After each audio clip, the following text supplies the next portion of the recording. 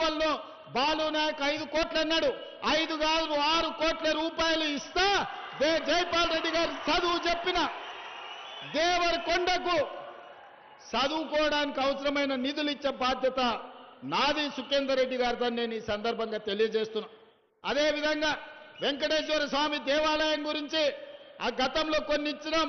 మిగతా నిధులు కూడా వచ్చే ఫైనాన్షియల్ ఇయర్లో ఆ మందిరాన్ని పూర్తి చేయడానికి అవసరమైన నిధులు ఇచ్చి ఆదుకునే బాధ్యత ఈరోజు కాంగ్రెస్ పార్టీ తీసుకుంటుంది. అదేవిధంగా దేవరకొండలో ఆసుపత్రుల గురించి ఇక్కడ చదువుల గురించి బాలు నాయక్ చెప్పిండు. తప్పకుండా దేవరకొండకు ఒక నర్సింగ్ కాలేజ్ ఇచ్చి ఈ ప్రాంతంలో ఉండే గిరిజన ఆడబిడ్డలు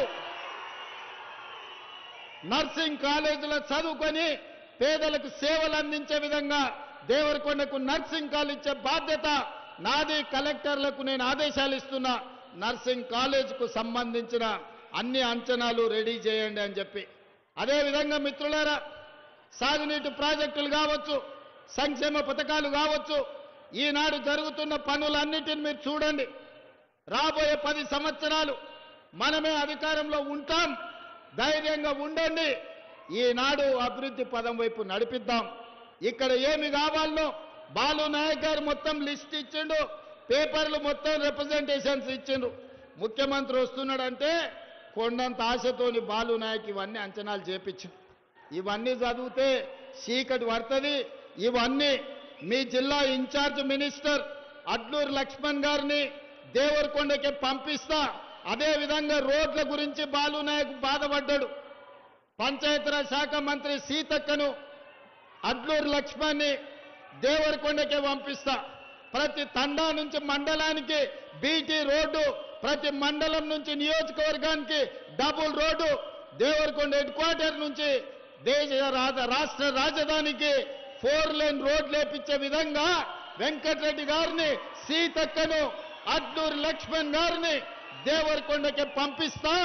ఇక్కడనే కూర్చొని ఈ నెలాఖరు లోపలనే వాళ్ళని మీ దగ్గరకు పంపిస్తా. ఎలక్షన్ కూడా అయిపోగానే మీరు కూర్చోబెట్టి మీకు ఏమేం కావాలనో పనులన్నిటిని కూడా ప్రిపేర్ చేయించుకోండి. అదేవిధంగా young India integrated residential schools ఇచ్చినాం. మిగతా వాటిని అన్నిటిని కూడా మీకు ఏవేమైతే ఇచ్చినామో బాలు నాయక్ హాస్పిటల్ అంటుండే దాని సంగతి కూడా ఏందో మంత్రులకు చెప్తా చూడమని చెప్పి ఇవన్నీ కార్యక్రమాలను మనం ముందుకు తీసుకెళ్దాం. అదేవిధంగా ఈ ప్రాంతంలో మా లంబాడి సోదరులు ఎక్కువ మంది. మేము పక్కల్లే అచ్చంపేట కల్వకుర్తి మీకు ఆనుకునే ఉంటామే. అక్కడిక్కడ ఎక్కడి నుంచో రాలే. గడ్డంపల్లి నారాయణ రెడ్డి గారు ఉన్నప్పటి నుంచే దేవరకొండతో మాకు సంబంధాలు ఉన్నాయి. గడ్డంపల్లి నారాయణ రెడ్డి అంటే ఎవరో కాదు, కుందూరు జయవీర్ రెడ్డి గారి తాత, జానారెడ్డి గారు మామ కోటల్లో జానారెడ్డి గారు పెద్ద లీడర్ అయినరు. ఈరోజు ఈ దేవరకొండకు ఒకప్పుడు గడ్డంపల్లి నారాయణ రెడ్డి గారు శాసనసభ్యుడిగా ఈ ప్రాంత అభివృద్ధికి పనిచేసిండు. వారితో మాకున్న సుదీర్ఘమైన బంధుత్వాలు, దేవరకొండ ప్రజలతో ఇక్కడ ఉండే చాలా ఊర్లతో మాకు సంబంధాలు ఉన్నాయి, బంధుత్వాలు ఉన్నాయి. ఈ ప్రాంతంలో లంబాడి సోదరులు అత్యధికంగా ఉంటారు. గా పక్కనే మా వంశీకృష్ణ ఉన్నాడు. మీకు తెలుసా అచ్చంపేటలో మధ్యమాడుగా హనుమాన్ల దగ్గరికి హనుమాన్ మీరు మాల వేసుకున్నప్పుడు ఇక్కడ నుంచి మా గిరిజనుల సోదరులు చాలా మంది పోతారు.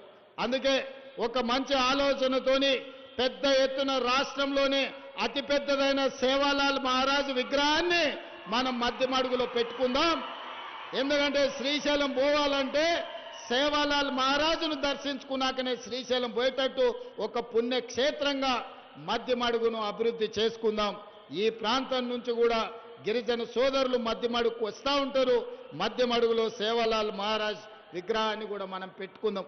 అందుకే మిత్రులారా, ఇవాళ నాది ఒకటే మాట, 10 ఏళ్ళు నష్టపోయినాం, 10 ఏళ్ళు కష్టపడ్డాం, 10 ఏళ్ళు మోసపోయినాం.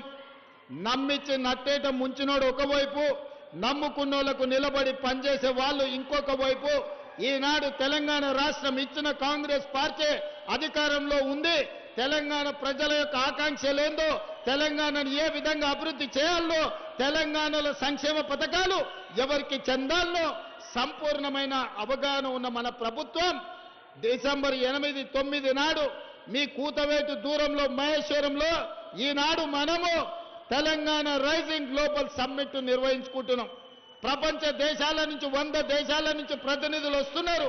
మన తెలంగాణ ఏ విధంగా అభివృద్ధి చేసుకోవాలో, మన తెలంగాణలో సంక్షేమ పథకాలు ఏ విధంగా అమలు జరుగుతున్నాయో ఇవాళ మనం చూస్తున్నాం. Thank for watching Treenetry TV. Please subscribe, like, comment and share.